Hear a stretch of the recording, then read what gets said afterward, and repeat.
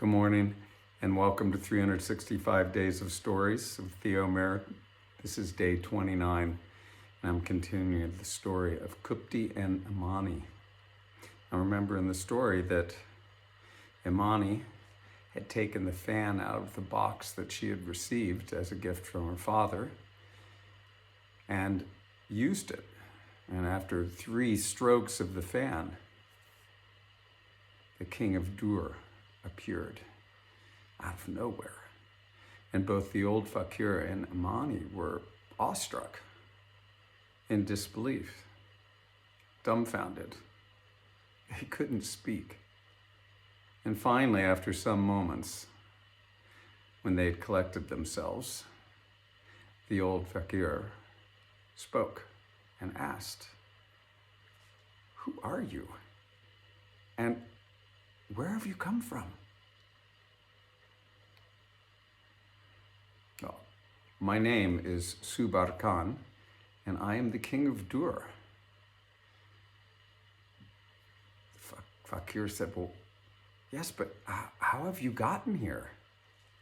"Well, you see, there was a man that was seeking patience, and so I gave him this box that Imani has there in her possession, because the man had told me that Imani, the daughter of the king of this country, had sought patience as a gift from her father. And Subbar means patience. So I thought that this would be a suitable gift for her." The fakir eyes just rolled in like, "But how? How have you done this?" And Subbar Khan said, "Well, both the fan and the box are magic.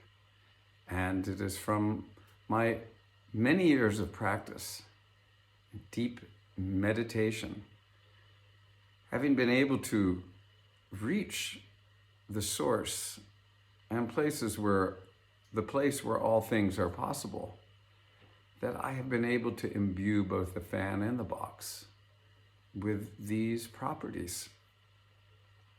Now, Imani's eyes were open wide as well, and she was listening intently to this description of how Subbar Khan was able to create this situation where all she had to do was use a fan and he would appear.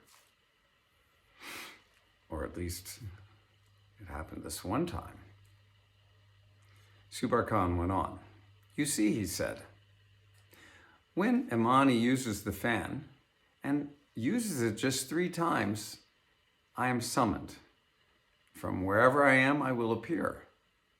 And all she needs to do is fold the fan and tap it 3 times, and I will go back to my own country." Well, Imani, being the high-spirited woman that she was, thought about tapping the fan immediately to see what would happen and to send Subbar Khan home. But before that could happen, the old fakir began to talk with Subbar Khan, and they seemed to get into such a beautiful conversation with each other that Imani was inclined to join. They spent the rest of that afternoon and evening together. And after a delightful conversation and a meal, Subbar Khan took his leave. Well, after that initial contact, Subbar Khan was summoned often to the house of Imani. And the old fakir and Imani and Subbar Khan would talk and share meals together, take walks, and had just a lovely time getting to know each other. And it turned out both Subbar Khan and the old fakir loved to play chess. They were both very good players, and they would sit up long into the evenings playing chess with each other. Sometimes it got so late that there was really no point in Subbar Khan going home, and he would spend the night there at Amani's house, and it soon became so often that he would do this that a special room was given just to him, and it was called the King's Room. And there he would spend the night. In the morning, after usually having a bit to eat with the two of them, Amani and the fakir, off he would go. Well, news of this got to the ears of Kupti, the king's eldest daughter, that a handsome and rich man was spending time there at Amani's house. And Kupti became jealous. One day she came to her sister's house. She hadn't for all this time even come for a visit. She came and pretended to be delighted to see Amani and wanted to see everything about the house and hear everything about her life. They toured from room to room. And as they did, they stopped, of course, at Subbar Khan's room. Now, after they had finished their tour, Kupti made off by herself, and unbeknownst to anybody, went into Subbar Khan's room. She lifted the sheets of his bed and sprinkled there in the sheets very, very fine pieces of glass. So fine it was more like a powder. But this glass had been coated with a poison. And there she spread it into the sheets of Subbar Khan's bed. Well, a short while later, she made her leave, promising to come back again soon and not let so much time go before they could catch up with each other again. That evening, Subbar Khan was summoned again. And after a beautiful dinner, conversation, and many games of chess with the old fakir, he went off to his bedchamber to go to sleep. He lay down in the sheets, and before very long, these very fine fragments of glass had penetrated into his skin. He tossed and turned because it was so incredibly uncomfortable. He could not sleep. He sat up and was in great discomfort, but he did not say a word. And in the morning, he still did not say anything. And though he appeared to be in some discomfort, he did not let on as to what had happened.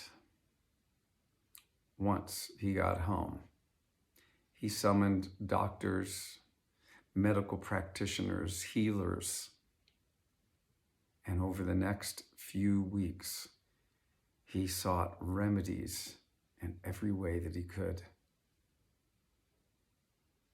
The pain and the discomfort did not go away. But what was worse for him was knowing that in Amani's own house, he had been poisoned. Now, the days passed, and of course, the old fakir and Amani were wondering what happened to the king. Every time Amani tried to summon him, he did not appear. They both worried. They were worried something unfortunate had happened to him. Perhaps he had even died. But their countries were many days apart, and there was no word that came back and forth, and so they had nothing to go on. Now, Amani, she decided that she had to find out what had happened to Subbar Khan. She had grown quite fond of him, and she thought if there was anything that she could do to help him, well, she would. And so she decided that she would disguise herself as a young fakir, a young ascetic, and go off on that adventure, on that journey to the city of Dur. Now, she started off her journey by herself, alone, as fakirs traveled by themselves. They did not travel with anyone else because, remember, they were renunciants. They had given up possessions, given up comforts in order to align themselves more closely with the divine. So off she went. And after many days of travel, when she was getting close to the city, she sought shelter for the evening under a very, very large tree. Now, Imani, much like Subhar Khan, had really delved more deeply into the questions that many of us have in this life, like who we are, why we are here, what is our purpose?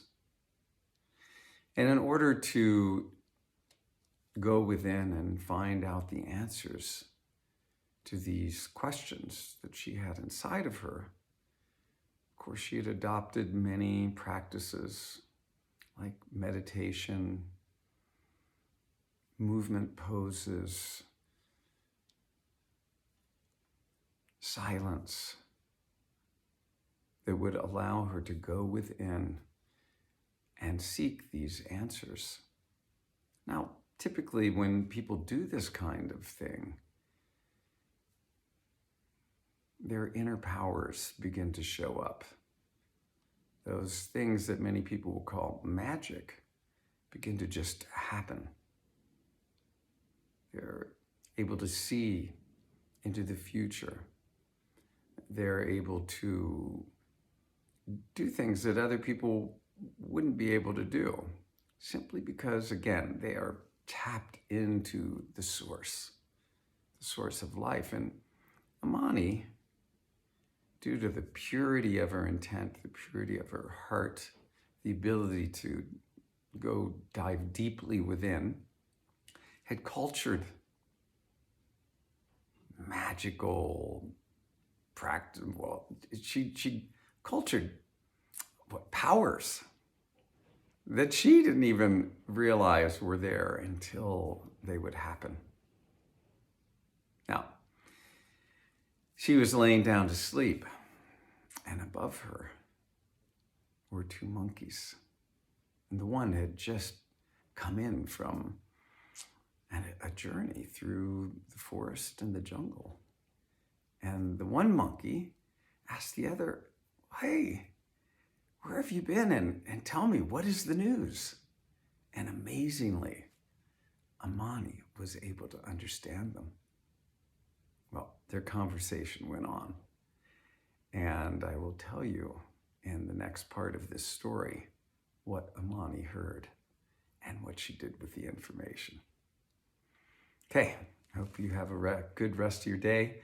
Thank you for joining, and hope to see you tomorrow.